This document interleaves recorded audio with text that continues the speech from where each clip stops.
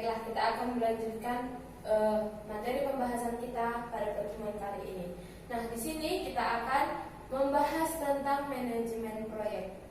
Di dalam manajemen proyek itu terdapat 3 batasan, yaitu ada time, yaitu waktu, cost, biaya, quality adalah mutu. Time itu adalah waktu yang digunakan untuk melaksanakan atau merancangkan sebuah proyek. Time ini diatur oleh stakeholder. Juga cost itu adalah biaya. Di sini biaya yang dimaksud adalah biaya yang digunakan untuk melaksanakan perancangan dari proyek tersebut. Nah, dari waktu dan biaya yang telah dirancangkan oleh stakeholder, kedua hal itu bertujuan untuk mencapai sebuah kualitas yang bagus, mencapai suatu kualitas yang sesuai dari perancangan di awal oleh stakeholder. Kita lanjut. Nah, di sini kita membahas tentang waktu. Nah, waktu yang dimaksud adalah waktu yang dirancang oleh stakeholder dari awal sampai akhir pada perancangan proyek tersebut. Misal dari awal bulan mereka sudah merencanakan berapa lama waktu mereka untuk melaksanakan sebuah proyek tersebut sampai tujuannya atau hasil akhirnya itu selesai dengan baik. Misalkan sampai ke akhir bulan. Nah, jadi stakeholder sudah merancangkan supaya di dalam 1 bulan ini sebuah proyek itu harus berjalan dengan lancar sesuai dengan ketentuan dan kesepakatan mereka dari awal. Nah, yang kedua itu ada biaya. Biaya ini adalah biaya yang digunakan selama perancangan proyek itu. Mulai dari perancangan awal sampai perancangan akhir, mereka sudah atau stakeholder sudah merencanakan biaya-biaya tersebut, sampai kepada biaya dari pelanggan ataupun user yang akan menggunakan proyek yang akan mereka pasarkan nantinya.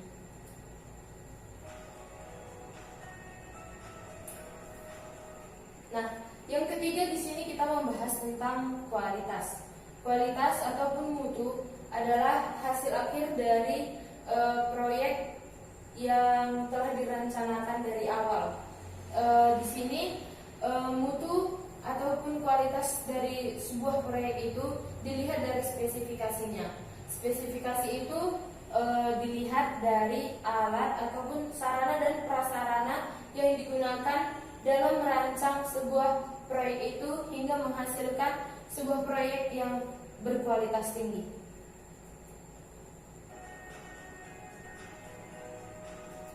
Nah, di sini proyek ini unik. Di sini artinya adalah membahas tentang kualitas.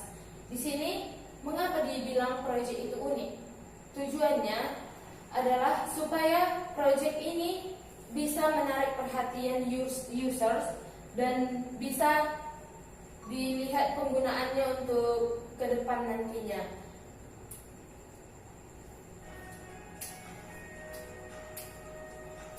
Lalu kita lihat lagi tentang keseimbangan antara waktu dengan biaya. Nah, di sini terdapat waktu dan biaya. Kualitas dari sebuah proyek itu dilihat dari keseimbangan antara waktu dan biaya.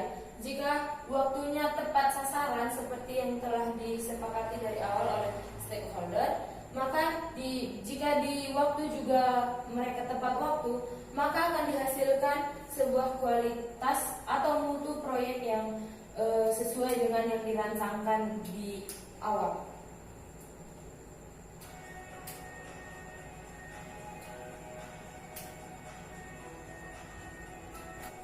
Nah, selanjutnya dari gambar ini kita bisa melihat proses dari sebuah perencanaan ataupun perancangan dari sebuah proyek tersebut.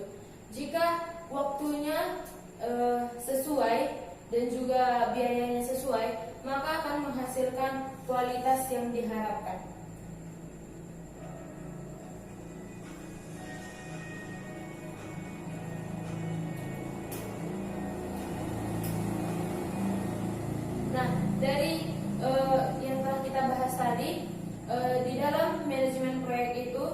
terdapat waktu, terdapat biaya, sehingga bisa menghasilkan sebuah kualitas. Ini disebut dengan sebuah skop atau cakupan. Ketiga hal ini sangat penting di dalam sebuah manajemen proyek. Nah, dari yang telah kita bahas tadi, adakah dari antara anak-anak yang ingin memberikan pertanyaan? Ya, silakan. Baik Bu, perkenalkan saya juga Rifda Tagalung. Saya ingin bertanya mengenai 3 cakupan yang terdapat pada manajemen proyek. 3 cakupannya, Terkhusus pada time-nya.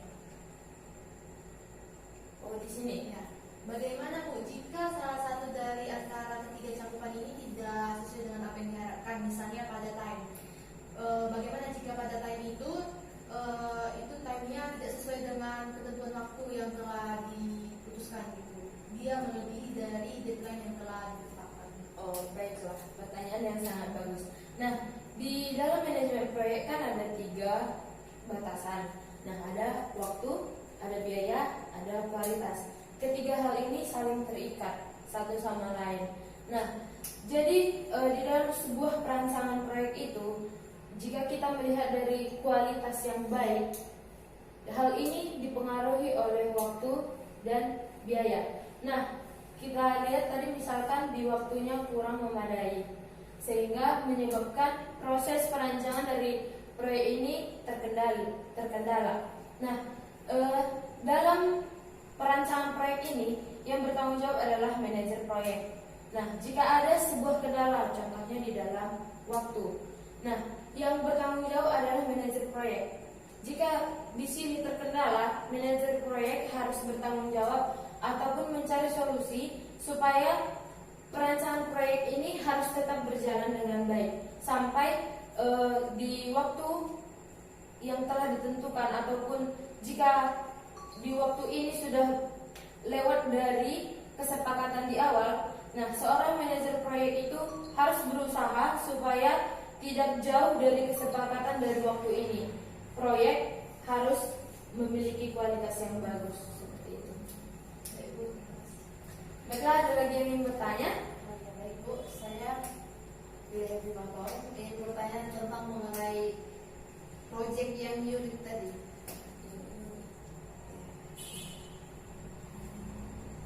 Nah, yang ini Bu, dalam hal ini proyek yang unik itu maksudnya seperti apa?